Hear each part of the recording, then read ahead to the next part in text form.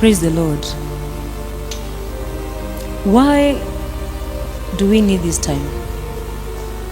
As I told you, hatungangani kuwa the best worship leaders. Sindio? Hatungangani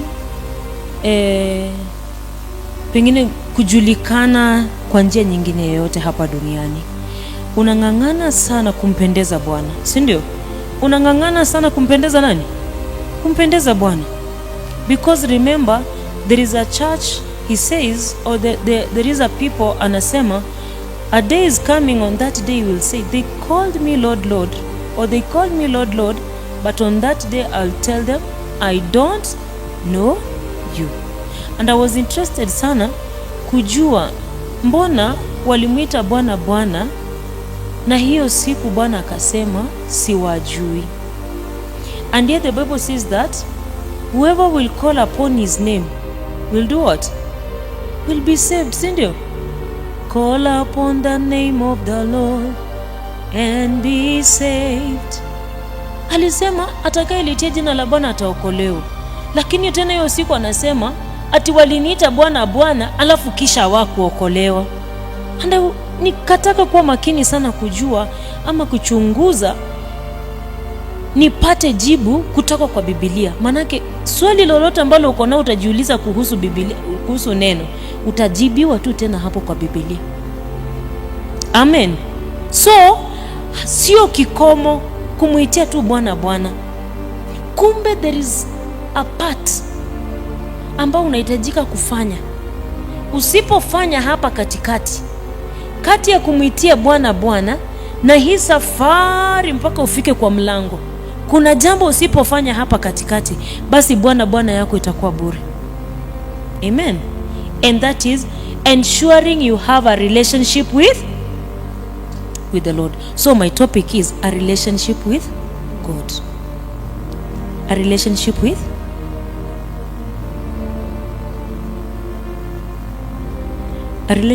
the Lord. A relationship with God. You don't have a Bible? A pen?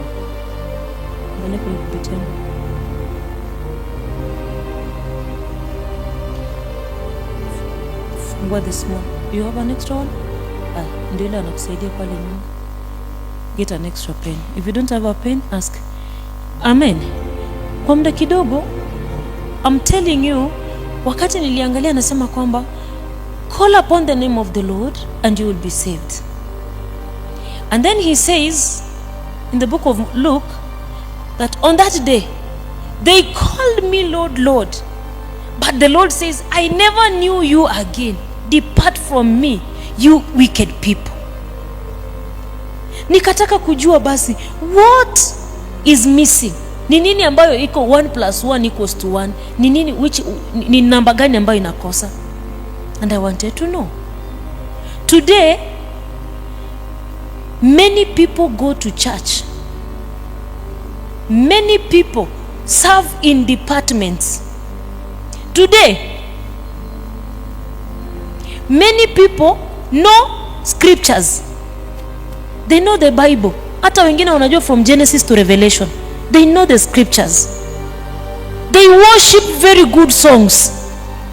But now something is amiss. They don't have a relationship with God. Don't confuse knowing about God. Knowing about, unaweza kuwa na knowledge about God. That is very okay. But knowing God is different. Knowing about God is one thing. And knowing God as a person, as a believer, it is again a different thing. Praise the Lord. So many Christians today, or Kristo wengi leo, I'm now talking to Christians.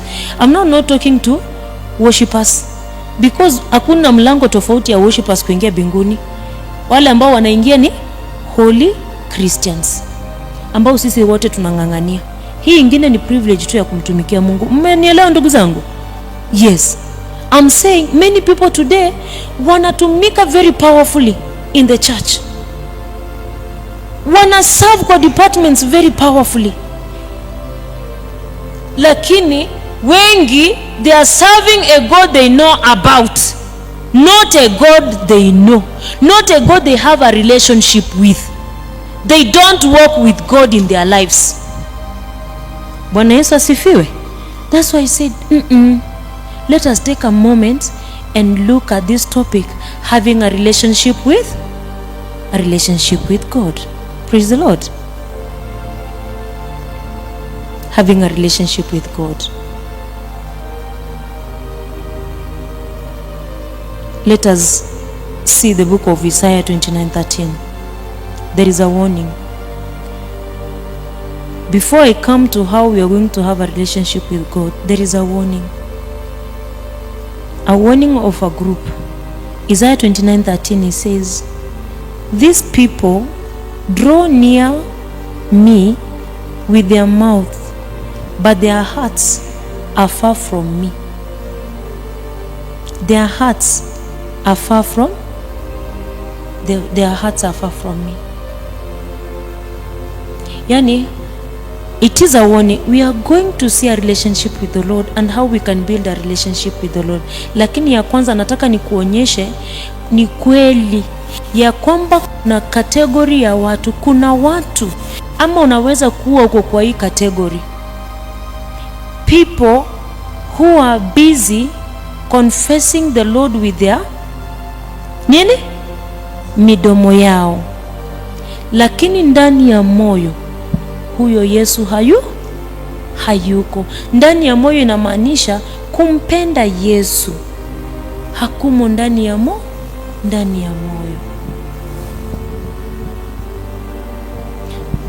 Leo hii it is more of a religion now, more than a relationship with the Lord. Kumbuka Yesu alipokuja, when Jesus came, hakuja kuanzisha religion nyingine tena.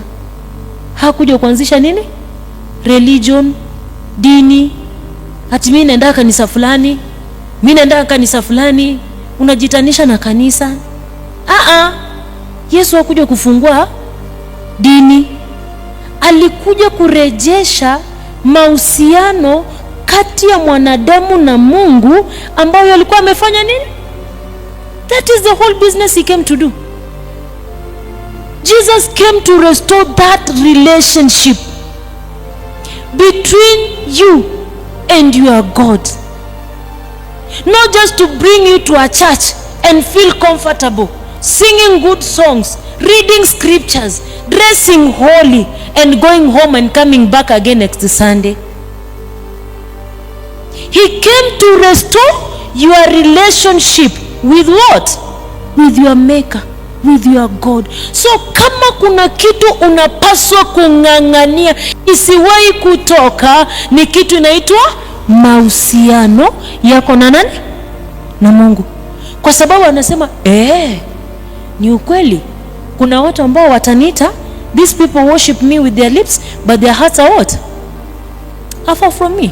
It is a warning ya kwamba spiritual death can be hidden in a religion.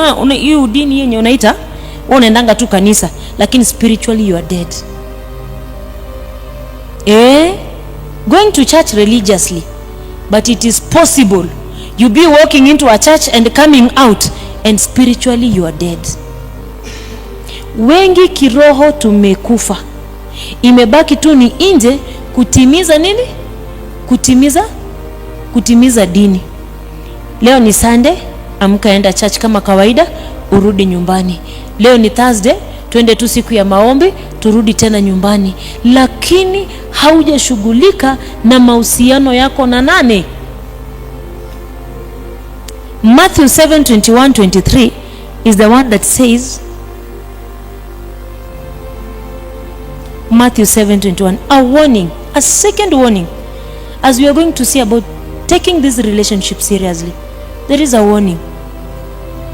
Anasema kwamba they call me Lord, Lord, but on that day he will say, I never knew you. I never knew you. Anasema kwamba waliniita Bwana Bwana, lakini hiyo sikufanya nini? Sikuwajua. Number 3,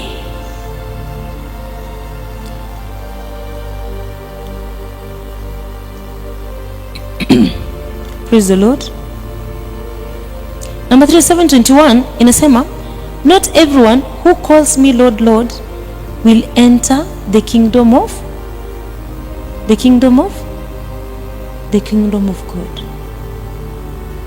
Sasa kama Bwana anasema kwamba kuna uwezekano tukue tunamwita Bwana Bwana na aseme kwamba hatujui, ni nini tunaweza kufanya mpaka Bwana aseme basi munaniita Bwana na ninawajua? Bwana Yesu asifiwe. Before I go there, nataka nikupe mfano ili uweze kuelewa. Saa hii si unajua gavana wenyu hapa nani?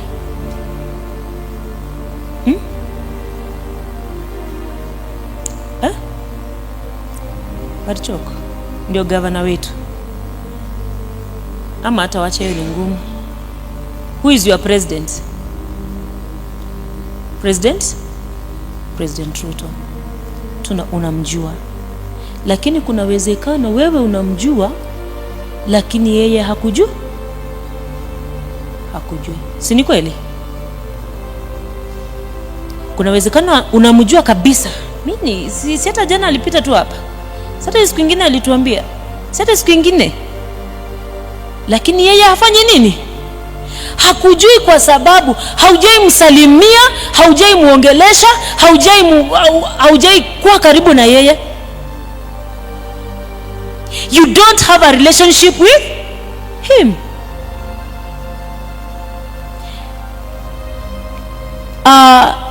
Mimi leo hii, at least we've been with you, si ndio mama? At least naweza kusema ninamjua mama, ninamjua. Kwa nini? Tumekuwa na yeye hata pale jikoni, tumeongea na yeye, tumezungumza. Hata nikimpata pale hapana, huyo wachana na huyo, ninamjua. Why? Because we do interact. Tunafanya nini? Tuna interact. Now I'm coming to you. The reason why walimuita Bwana Bwana, they knew about that God, but they themselves didn't bother to have a relationship with that God. Hawakuwa na ukaribu, hawaku interact, hawakuwa na mahusiano, hawakuwa unahakikisha kwamba nisikae mbali sana na Bwana. Asubuhi, jioni na mchana ni make sure nimefanya nini? Nimejiwakilisha kwake.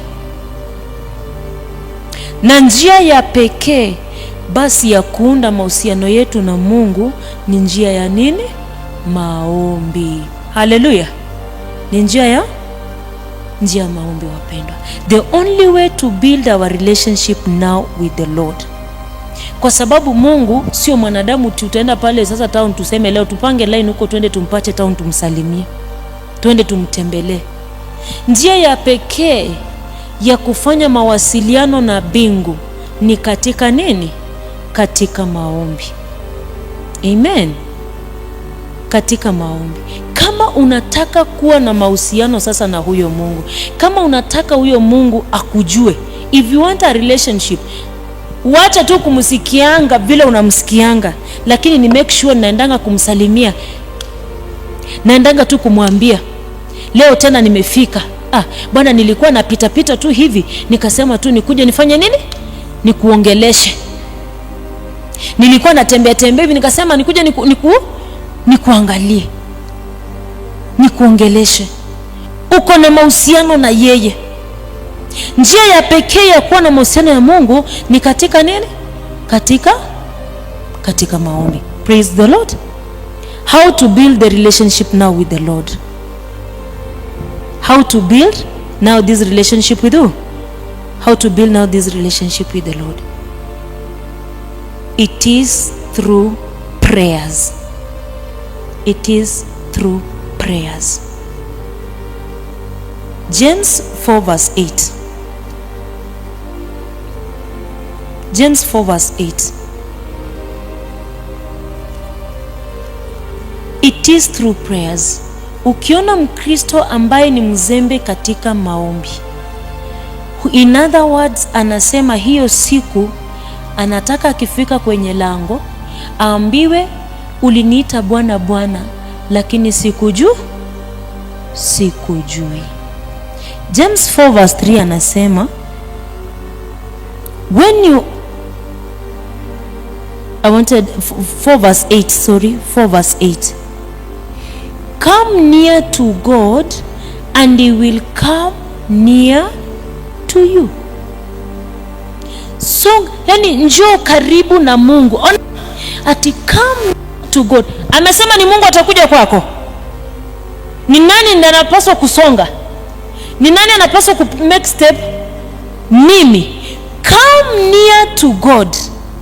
Chukua hatua ya kusonga karibu na nani? Na Mungu. Naye Mungu atasonga karibu nawe. Angalia sasa. Mimi nimechukua hatua ya kusonga karibu na nani? Na yeye anasema kwamba atasonga karibu. Na akisonga karibu, imagine the more anaendelea kusonga, niko wapi? The more anaendelea kusonga niko karibu na yeye. Mchukulie. The more unaendelea kusonga na karibu na yeye, the more anaendelea kusonga karibu na wewe, na the more unaendelea kufanana na yeye. Haleluya. The more unakuwa karibu na nani? So ukitaka wewe na Bwana mtembee karibu, draw close to God on your own. Hajasema hapa hakuna group work, hakuna mtu atakusaidia. Ni wewe chukua hatua ya kusonga karibu na Mungu kupitia maombi. Bwana hawezi, as much as yeye ni Mungu na angetaka sana kusonga karibu na sisi, anasema kwamba ametupa chaguo, ni sisi tuchague kenye tunataka. I've put before you life and death, choose what you want. Now he's waiting. Angalia ni nini utachagua. Wewe umechagua tu kukaa chwara na fuara ati Mungu akuje tu kwa sababu unakujanga kanisa. Niliwaambia kuna formula ya kufanya kila kitu katika ufalme huu wa Mungu. Hautafanya vile, uwezi design, innovate salvation in your own way, ufanye salvation kwa njia yako na expect Mungu elewa tu. Mimi nimeinnovate salvation yangu. Nimeinnovate njia ya kukaa karibu na Mungu. Wewe cheza tu keyboard, ukishaanza kucheza keyboard sema wewe umeokoka na unaenda mbinguni. You are going nowhere. Wewe tuchezee keyboard, sisi tuabudu Mungu, lakini wewe Bwana atasema hakujui. Kwa sababu you just served a worship you know about, but you yourself, you don't know him. Therefore, the only way to build that relationship with the Lord, the only way to ensure tunakamilisha kazi ambayo Yesu alianzisha ya kurejesha mahusiano kati ya Mungu na wanadamu, kati ya Mungu na mimi. Manake Yesu alikufa tu msalabani anilipie dhambi. Wakati Baba alinifukuza, alitufukuza sisi wote, akasema tokeni kwa shamba la Edeni nyinyi watenda dhambi. Akatufukuza kutaka kutuona, ile uhusiano ikapotea. Sasa Yesu tena akakufa msalabani ili aturejeshe tena kwa Baba, tufurahie the sweet fellowship na nani? Na Mungu. So sahi the only way unaweza kukamilisha kazi ya Yesu, ama the only way unaweza kufanya ili kurejesha hayo mahusiano, ni kupitia nini? Kupitia maombi, wapendwa. Haleluya. Kupitia nini? I'm talking this to you ili kwamba let your prayer life change. Kama ulikuwa unafikiria maombi ni ya kupelekanga tu mahitaji kwa Mungu, unahitaji nini? Nilikuwa nataka school fees, wacha niende nipige magoti niombe. Ulikuwa unahitaji nini? Mzee ananipiga sana, wacha niende niombe huyu mzee. Kuleta mahitaji kwa Mungu. Let me tell you, prayers iko na kazi kubwa sana kuliko hata hiyo yenye unadhania.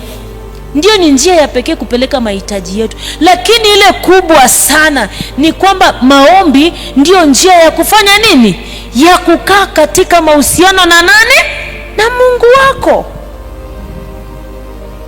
I expect you, hata wakati hakuna mtu mwingine anaomba, wewe umechukua tu kona pale, uko unambembeleza Baba, uko unambembeleza Mungu, uko unamwambia Baba, mimi ninakupenda sana, ninajua ulikonitoa Baba, najua kule ambako unaniwazia mahali pazuri, unaniwazia kwa ufalme wa mbinguni, unataka nifike kwa ufalme wa mbinguni, lakini Baba angalia, bado mimi ninashindwa tu na dhambi kidogo kidogo kama uongo. Angalia tu Baba, bado ninashindwa na dhambi. Yesu, kuja unisaidie Baba, nisaidie tena leo Baba. Ukiona maisha yangu ni nini tena itanizuia kuingia kwa ufalme wa mbinguni? Yaani mko pale mnaongea kama marafiki. Bwana Yesu asifiwe. The opposite is true. Mkristo asiyeomba ni Mkristo ambaye ako mbali na nani? Na Mungu. Tuambiane tu kweli. Mkristo asiyependa, wacha na hii maombi yenu ya sumuni hapa kama ya grasshopper. Uko unaomba ati amekuja amekelea tu baga hapo, akapiga magoti dakika 5, ameamuka ameenda. Hata yeye mwenyewe, hata ukimuuliza hapo nje ulikuwa unaomba nini umeomba, hata yeye mwenyewe ajui nini alikuwa anaomba. Maombi ya grasshopper, unakuja tu hapo unarukaruka. When you seriously want to build a relationship with the Lord, utakaa na yeye mahali, utakaa na yeye katika maombi, katika mazungumzo, kama vile Yesu aliuliza wanafunzi wake, hamwezi kukaa na mimi kuomba hata lisali tu moja peke yake? Bwana Yesu asifiwe. James 4:8, draw near to God and he will do what?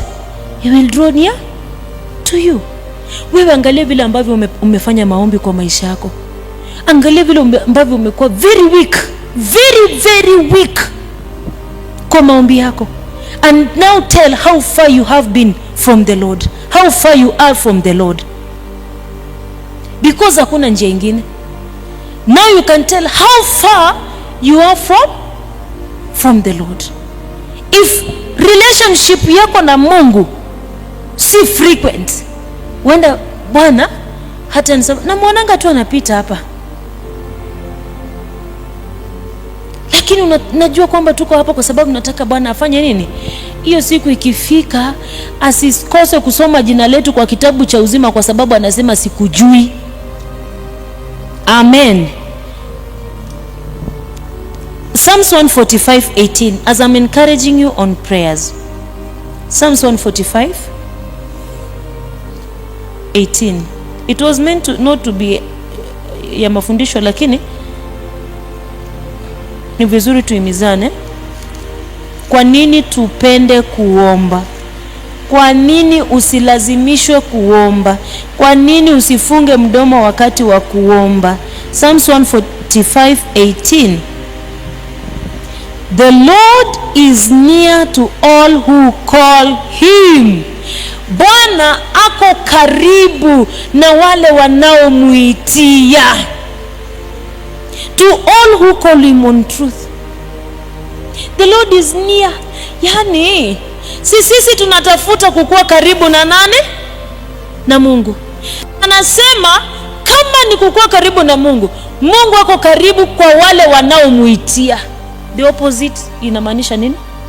Bwana ako mbali na wale ambao hawamuitii. The opposite. Now tell, uko upande gani? Uko upande wa kumuitia Bwana ama uko upande wa kunyamaza? Uko upande hauna maneno yenye unaweza kumuitia Bwana. The Lord is near to them that call to him. Bwana ako tu karibu na wale ambao wanamuitia. Ndio maana nataka usiku wa leo yani kukutia tu moyo ya kwamba tafadhali go change your prayer life, kwa sababu maombi yako sio maombi tu ya kuombanga vitu, maombi tu ya kumwambianga request, maombi tu ya kutaka Bwana nifanyie, lakini maombi yako pia ni njia ya pekee kukua karibu na nani? Kukua karibu na Mungu. Ukiwa karibu na Mungu uko mbali na dunia. You are far from the world. You wonder why you look like the world.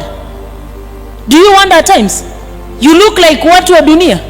Unaongea kama vile wanaongea, unawaza vile wanawaza, unafanya vile wanafanya. You wonder why you look like the world? You look like the world because you are far from God. And the only way to be closer to that God is by calling on him. Call on him. Call on him. Call on him again and again and again. Hallelujah. Haikuwa ni session ya mahubiri ambayo unaweza kuingia mpaka nikuonyeshe how they used to call him. Somebody like David used to pray 7 times a day. 7 times a day. Do you know that? It is written in the Bible. David prayed how many times? 7 times a day. Until Bwana anasema a man after my own heart.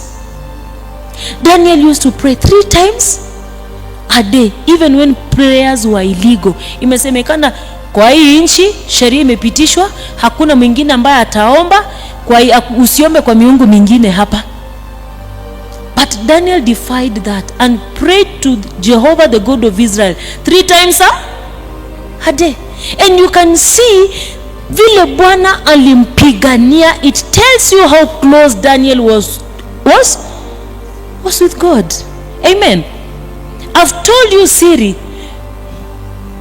Ukiwa karibu na Mungu, uko mbali na, you are far from the world. Natamani kufanana nawe. Njia ya pekee kutamani kufanana na Bwana, usiimbange tu wimbo na haufanyi chochote. You will be singing beautiful songs and songs. But if you are not doing what is required, manake si kusikia amesema the Lord is near to them that sing very well or even desire him. Anasema formula ni kufanya nini? Kumuitia na kumuita until the Lord comes close to. Bwana Yesu asifiwe. Ndugu zangu, mmelewa? Ukitaka tu kufanana na Kristo, kwa sababu the more I'm drawing closer to him, ile utukufu wake unaendelea kufukuza giza ndani mwangu. Bwana Yesu asifiwe. Si yeye ni nuru, na yeye akiwa nuru hakuna giza ambayo itamshinda. Mimi nikikuja na magiza yangu, anaendelea tu kufukuza giza ndani yangu. Mimi naendelea tu kufanana na yeye, naendelea kuingia kwa nuru, naendelea kuingia kwa utukufu, naendelea kuingia kwa utakatifu wa Bwana hadi nifanane na nani? Kwa njia ya kufanya nini? Kumuitia, njia ya maombi. Why are you so weak in prayers, child of God? Mbona uko mdhaifu kwa maombi na ili hali unataka kufanana na Mungu wako? Mbona uko mdhaifu kwa maombi na unataka kuenda kwa bingu enye huyu Mungu anakaa? Ukae karibu na yeye. Revive your prayer life. Revive your prayers. Amen. Don't be too weak. Kumbuka Yesu akaambia wanafunzi wake wakati walienda mlimani kuomba. Yesu anaenda anarudi anawapata wamelala. Anaenda anarudi anawapata wamelala. Yesu mwenyewe akauliza, jamani Peter, hamwezi kukaa na mimi kwa maombi hata lisali? At that time you can read the Bible na utaona Yesu kuna wakati hata alikuwa na spend the whole night mlimani akiomba. The whole night. Kwa hivyo mambo ya masaa when it comes to prayers, usiseme ni 15 minutes. Hati ninaenda tu kuomba dakika 15, ikishafika 15 uko on the door, tumeamuka umeenda. Kama kweli wewe maombi yako ni malengo ya kufanya mahusiano na Mungu, there is a day that ambayo itakuja tutajikuta unaomba usiku mzima hata ujue asubuhi ilifika aje. Umemwongelesha baba, unamwambia, unampea story, unamwambia vile dunia imekuwa, unamwambia vile mambo imekuwa, mnaongea na yeye. Amen. Yeah, always set a target for yourself. Kama ulianzanga kuomba dakika 10, saizi by now you must be praying 20 minutes. Kama ulifika 20 minutes, anza kupiga na Bwana, kuongea na Bwana hata for 1 hour. Ukifika 1 hour, anza kuongea na yeye 2 hours. Ukifika 2 hours, zenda ongea na yeye 3 hours. Hakuna shida na hiyo. Amen. Penda kumuongelesha Bwana, wapendwa. I'm talking to a church ambayo saa hizi mahali ambapo tumefika, maombi ni mlima. Ukitaka kujua, kuja siku ya maombi hapa, watangaze siku ya maombi ya kanisa, Tuesday ni siku ya maombi. People are just at home, lakini maombi hakuna mzigo. Ni kwa sababu hatukuelewa ya kwamba kando tu na maombi kutusaidia kupata mahitaji yetu, lakini cha msingi sana, maombi inatusaidia kuchunga mahusiano yetu na nani? Bwana Yesu asifiwe. Psalms 91 verses 1. Psalms 91 verses 1. Psalms 91 verses 1.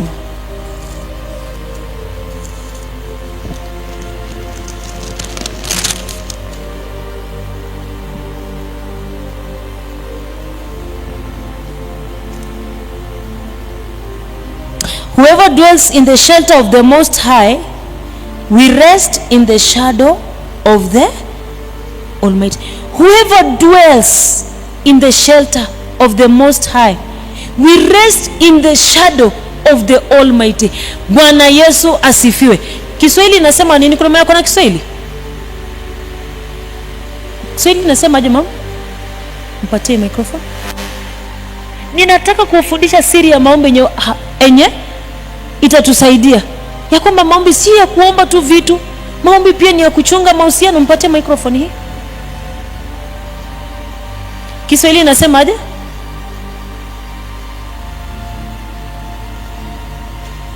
Yeye akae mahali mama, weka microphone karibu.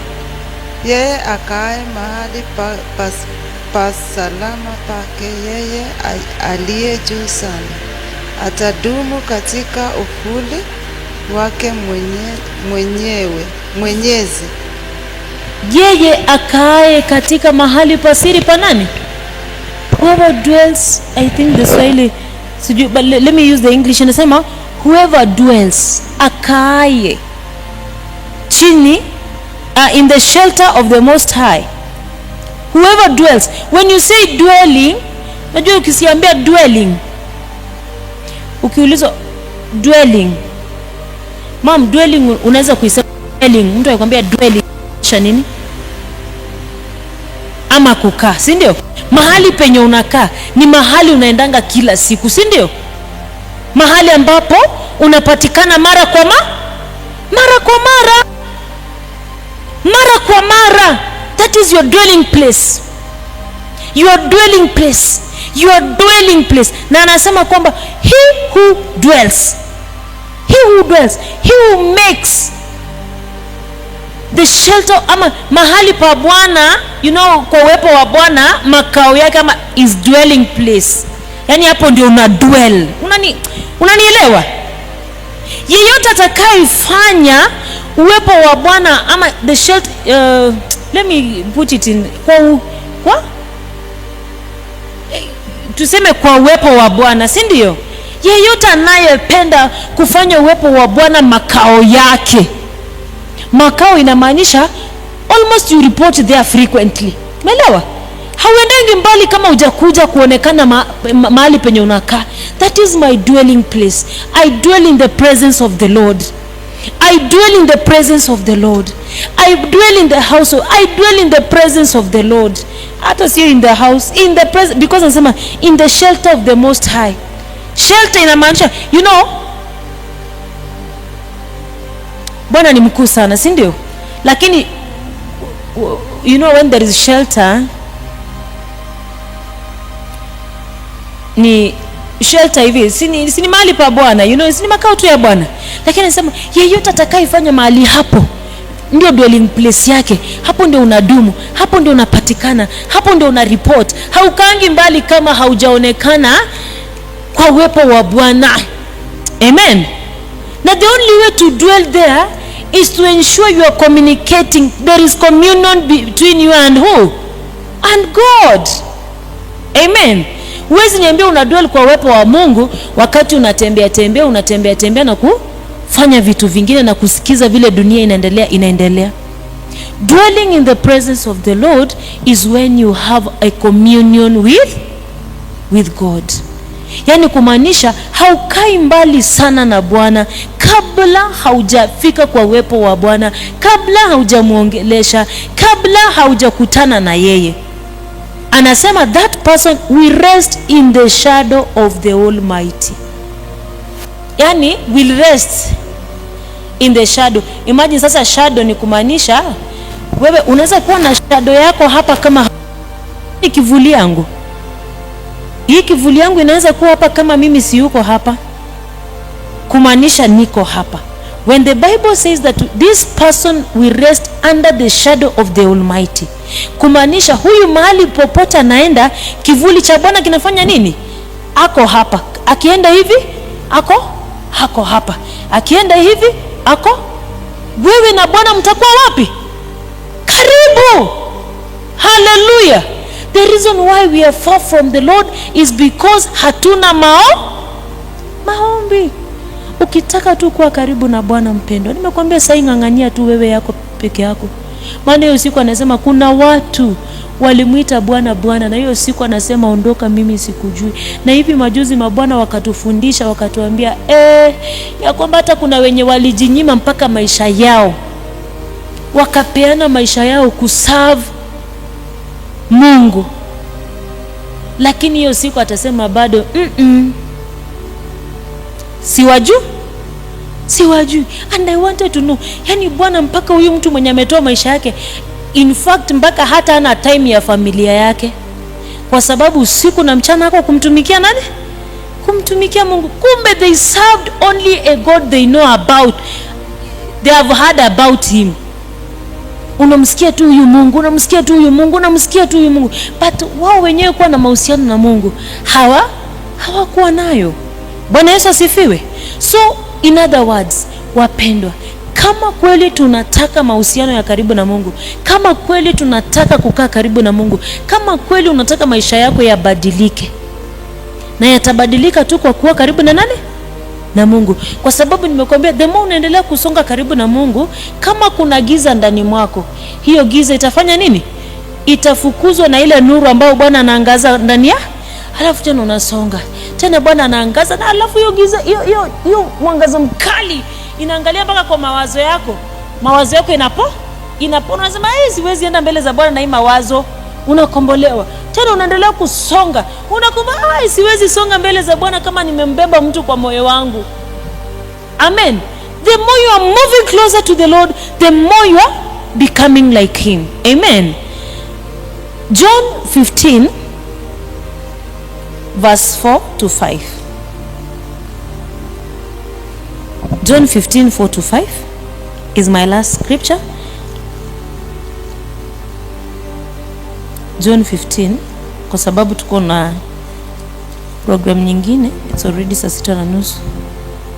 1 hour to go. John 15 verse 4 to 5. Anasema nini? Bwana anasema, let me start from 1. I am the true vine and my Father is the gardener. He cuts off every branch in me that bears no fruit, while every branch that does bear fruit he prunes, so that it will be even more fruitful. You are already clean because of the word I have spoken to you. Verse 4. Remain in me as I also remain in. Nasikia vile Bwana anasema? Sasa hawa ndio wale watu wanasema Bwana hiyo siku atasema anawajua. Wale ambao walitembea hivi karibu na Bwana. Remain in me and I also in you. Because no branch can bear fruit by itself. No branch can bear a fruit by itself. It must remain in the vine. Neither you can you bear fruit unless you remain in. Why you are fruitless as a Christian? Umekuja lakini tunda la wokovu hatulioni. Bado ukiangalia matunda ya wokovu kwa maisha yako hakuna. you are fruitless because wewe na Bwana mko mbali. Unaona ako pale na mimi niko hapa. Are you seeing this distance? Na anasema just as there is no branch that can bear fruit on its own bila kubaki kwa vine, the same way you cannot bear fruit on your own. Lazima akae ndani mwako na wewe ndani mwake, so that you may become fruitful. So even fruitfulness itatokana na maombi. Hallelujah. For you to become a fruitful Christian, inatokana na nini? Na maombi. Inatokana na maombi. Ili wewe ujue namna ya kuwasamehe na kuachilia mtu ambaye amekukosea, ni kupitia njia ya nini? Maombi. Not just by words. Sio maneno tu, ni kupitia maombi. Kwa sababu tumeona njia ya pekee ya kusonga, tulianza tukasema nini? Njia ya pekee kusonga karibu na nani? Na huyu Mungu ni katika kumuitia. Call unto me and the Lord is near to them that call on him. Bwana ako karibu na wale wanaofanya nini? Wanaomuitia, sio watu wengine. Kwa hivyo ukiwa unataka Bwana akae karibu na wewe, na vile anasema kwamba remain in me, remain in me, remain in me, ni kumaanisha niko hivi na nani? Na yeye. Niko hivi karibu na Mungu. And the only way to ensure that Bwana ako karibu na mimi karibu na yeye, it's by calling on him in prayers. Alafu tumeona matokeo ni kwamba ukimuitia, you will also be fruitful in your salvation. Kutakuwa na matunda sasa yanaonekana. Kutakuwa na matunda. The reason why tunashindwa na majaribu kidogo, tunashindwa na dhambi, the reason why tunashindwa kuzaa matunda ya wokovu, ni kwa sababu sisi tuko mbali na nani? Na Bwana. Anasema you cannot bear fruit on your own. The only way to bear fruit is by remaining in me and I in you. Amen. Tutapenda kuomba wapendwa. That is the only way ambao tunaweza tukatengeneza mahusiano yetu na nani? Tukatengeneza mahusiano yetu na Mungu. Na mwanzo mahali tulianza tukasoma ile scripture ambayo inasema them that will sow in tears, wale watakaopanda katika machozi watavuna katika furaha. Hallelujah. Kwa hivyo never go to your place of prayer without a handkerchief. Never go to that place without a handkerchief. Kwa sababu kuna wakati mwingine mambo inakuwa mzito, hata unataka tu umwambie vile hali iko na utajizuia. Amen. Bwana Yesu asifiwe. Wandugu, tutapenda kuomba. Saizi ukisikia tu maombi imeanza, wacha kujifanya vile saizi unataka kucheza keyboard. Weka tu strings hapo, waweke strings, wewe tafuta nani? Tafuta Mungu. Pray. Achana na mwenye connect to you, just pray. I'm encouraging you to pray more. Remember he said, pray so that you may not fall into what? Into temptation. The only way to overcome, the only formula to overcome temptation is by using prayer as the formula. Is only using prayer as the formula. Pray that you do not fall into what? Into temptation. He said, pray so that you may be able to stand on that day at the coming of who? The Son of God. Omba sana ya kwamba muweze kusimama hiyo siku. Manake itakuwa rahisi. Pray. Hallelujah. Kwa hivyo hakuna vile tutaweza ati tunakuja hapa kazi yetu tu, tunakuja tunapiga hapa vyombo, tunatoa tu sauti, tunaimba tu manyimbo mpya, tunataka tu kuimba manyimbo, lakini maombi tuko sufuri, ni mlima, ni mzigo, ni kitu kubwa sana kwetu. I expect prayers to come number 1. I expect ikifika masaa ya prayer, in fact mimi nafurahianga, lazima kuwe na furaha fulani. Amen. let me tell you, ukitaka maombi sikuwe mzigo, always treat kama ni kitu ya furaha sana, as a gift, as a what, as a gift, a precious gift enye Bwana amekutunuku. Ati baba, umenipatia tu tena leo nafasi ya kukuongelesha, sijui kama nitapata nafasi nyingine tena, because sijui nikitoka hapa mimi nitakutana na nini, hata sijui nikitoka hapa pengine ni rapture inafanyika the second minute. Ai baba, ninapiga tena magoti kukuambia, nataka nikuambie tu tena, nataka tu nikuambie tena, nataka, nimefurahia tu baba. Bwana Yesu asifiwe. Unafurahia. Saa zingine tunaenda mbele za Mungu kana kwamba ni kama unafanyia pastor, umekasirika, hauna hata furaha.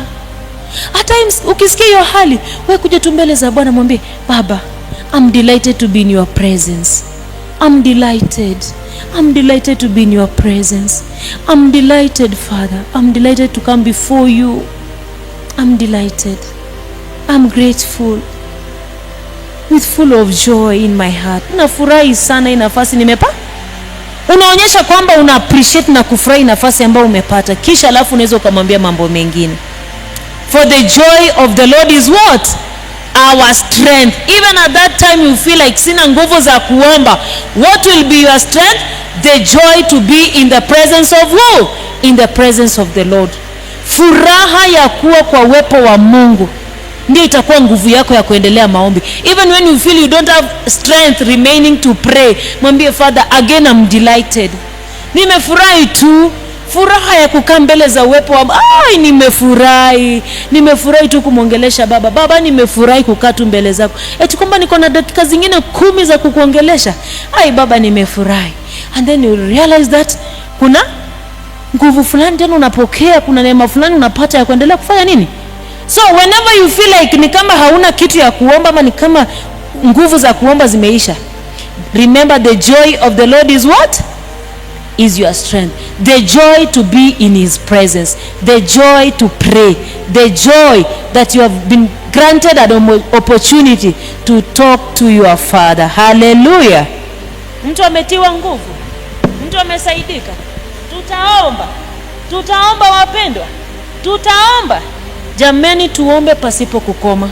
Tupende kuomba. Even at home, ukiwa peke yako, tafuta tu mahali, nafasi kwa nyumba yako, na utenge tu hiyo space mahali penye mtakuwa mnakutana nani? Na Bwana. Tafuta tu mahali, sijui ni kama next to kitanda yako ama ni kwa mahali tu, tafuta tu mahali pazuri. Mwambie tu Baba, hapa ndio tutakuwa tunakutana na wewe katika mazungumzo. Hallelujah. Bwana wa uzima awabariki sana. If we had time tungejifunza, lakini kwa hayo machache najua kuna mtu ambaye amefanya nini? Amesaidika. Hiyo siku Bwana asikukatae kwa sababu hauna mahusiano na yeye. Bwana asikukatae kwa sababu una mahusiano na yeye. Amen. Asante sana, ninashukuru sana. So